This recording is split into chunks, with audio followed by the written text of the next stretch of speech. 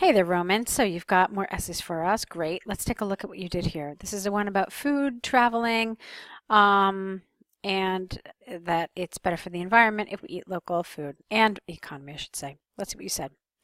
Experts throughout both the developing and developed world have debated whether the consumption of domestic or overseas products has a positive influence on our lives. This essay will discuss both sides using examples from the UK government and Harvard University to demonstrate points and prove arguments. Okay, so Roman, let's talk about what's good here and what needs work. The good thing is that everything is accurate, the grammar, the vocabulary, lovely, lovely, lovely. But there is a very direct question that you're being asked here in the prompt. To what extent do you agree or disagree? You didn't tell me. All you said is that you're going to discuss both sides, and that's not what they've asked you to do. Now, it's okay to discuss both sides if you think that there's some validity to both sides. But what you're supposed to do is answer in your introduction, to what extent do you agree or disagree? Okay? So that's what you needed to do. The reason behind this is that if you look at the band descriptors for task 2 in the band 7 and above for task achievement, it says you must present a clear position throughout your response, okay? So the best way to do that is to provide your position in your introduction. This way it is clear throughout meaning from the beginning to the end. Okay, let's move on. There's, oh, quite long. Let's see. There is ample evidence that the production of local food has paved the way for the implementation of up-to-date agricultural processes and sophisticated mechanisms in the local area merely by funding them from the local budget.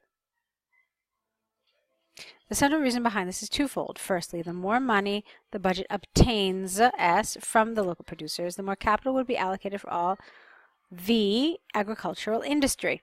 Secondly, these finances might be spent on developing the local transport system and infrastructure, which will clearly benefit both the environment and the economy of the region.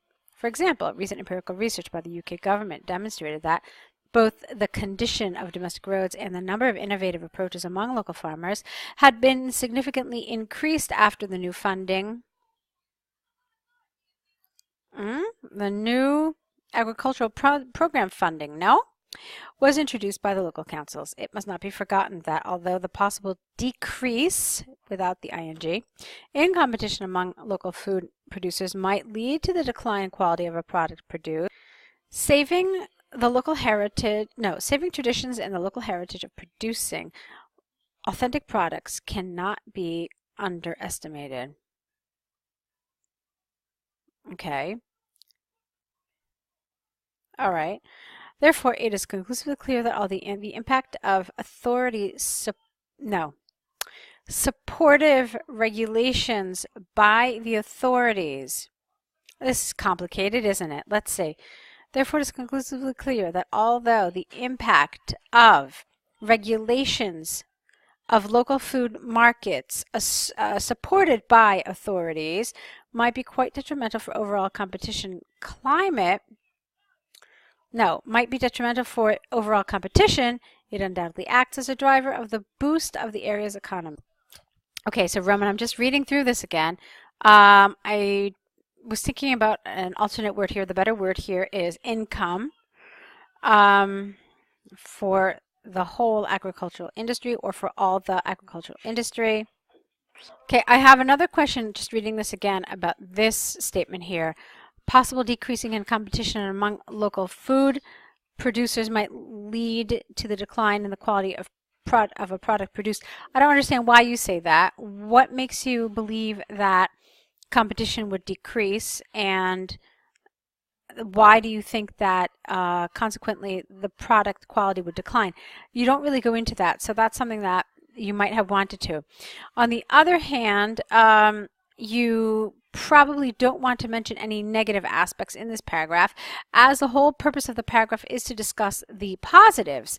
So if you talk about a negative element of this, then an examiner could possibly say, well, wait a minute, how is this possibly contributing to the development of a central idea? And that will affect your coherence and cohesion score. Okay? So just some things to think about. Although there is a case for the impact of local food production enriching the community, the negative impact of overseas delivered food cannot be overstated. All right, wait a minute. They're not asking you to talk about the negatives of overseas food. They're asking you to what extent do you agree or disagree with this, that local food is better. So, do you agree that local food is better? Do you disagree that local food is better? So essentially what you're arguing, by the way you're doing this here, is just the two positives. So essentially a positive of local food, and then this you have to be really careful, because when you approach the topic like this, you run the risk of being off topic, and the examiner might think, this isn't really what they were asked, because they didn't ask you about the negative impact of overseas delivered food. Okay? I know it was stated implicitly in that first sentence, but that's not what you're supposed to be debating here. All right, let's move on though. This is largely because by preferring these kinds of products, we might decrease the number of local workplaces. For example, an extensive study by Harvard University showed that the risk of unemployment and poverty among locals might be increased over 5% because of the because of imported goods. No, because imported goods had been presented, or because of the introduction of imported goods. Maybe this is what you mean. Consistent with this line of thinking is that this is also the tendency to reduce the choice of local products being produced due to the competition with their overseas analogs. Okay, this is a wrong word here, 100%. Their counterparts is what you mean. But the phrasing here is completely awkward, okay? So just you have to rephrase it. Thus, it is possible to state beyond doubt that drawbacks of not exporting, importing far outweigh its benefits for the local economy and environment. Okay, again, this paragraph is definitely much weaker than the other one, and you probably should have put this stronger paragraph towards the bottom, towards your conclusion, and not this one. But I'm going to stick to my original opinion and tell you that this is somewhat off topic, because they didn't ask you to talk about the negatives of overseas food. I'll look at it one more time. Okay, no. So, from the arguments and examples given, I firmly believe that although the export of products provides a more balanced and competitive market, the benefits of implementing innovations in the agricultural area and saving the authentic local heritage by encouraging the local food producer. Whoa, this is long. Check it out. Look where it ends. Okay, so you probably should have broken this up a little bit. Okay, somewhere in the middle there. I'm going to try it again, okay? From the arguments and examples given, I firmly believe that although the export of products provides a more balanced and competitive market, the benefits of implementing innovations in the I can't do it. Let's try this again. From the arguments and examples given, I firmly believe that the export of products provides a more balanced and competitive market. Full stop.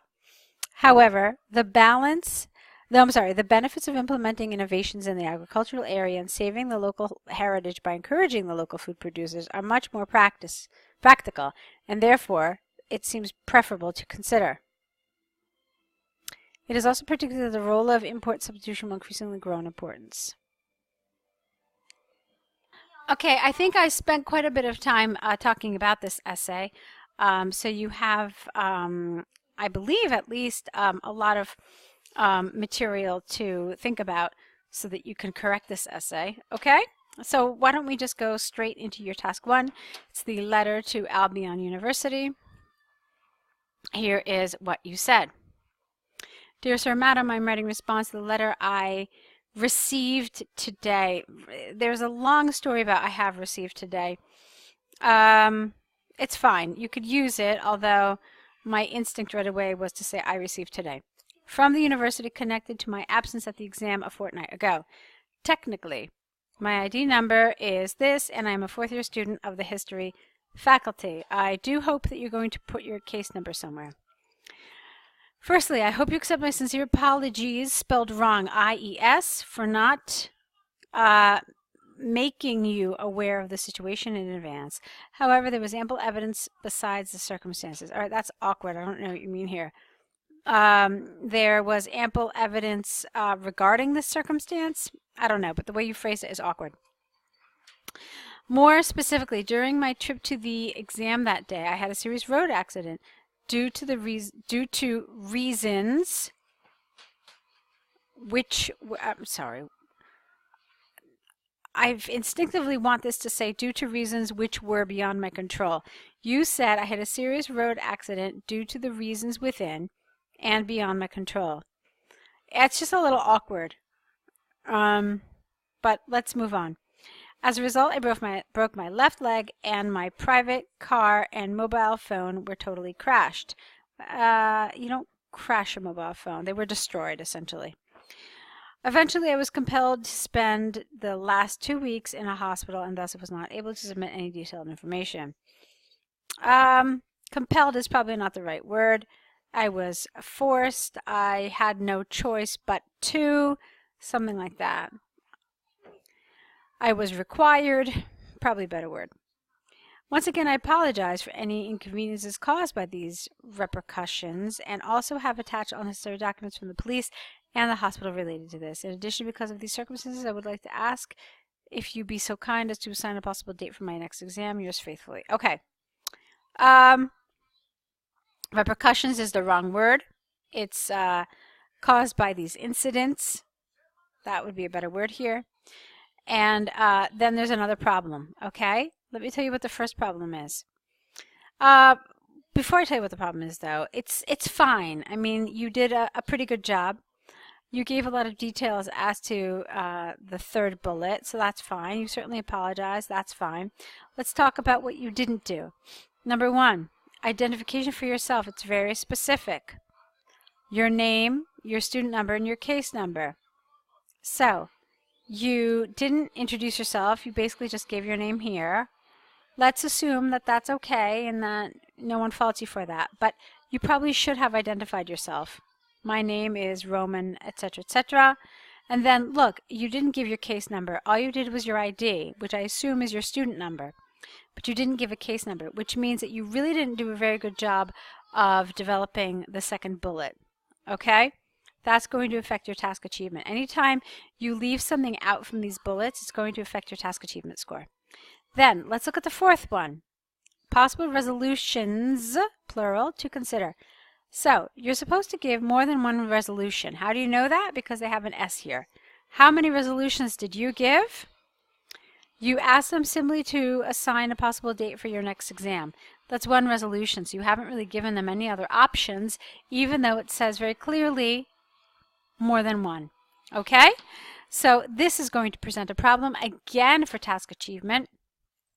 You will see that your score will unfortunately fall quite a bit because of this missing information. All right? So I want you to be really, really aware of this and extremely careful when you are writing your task 1, because there are all these little kind of obstacles and traps in the task 1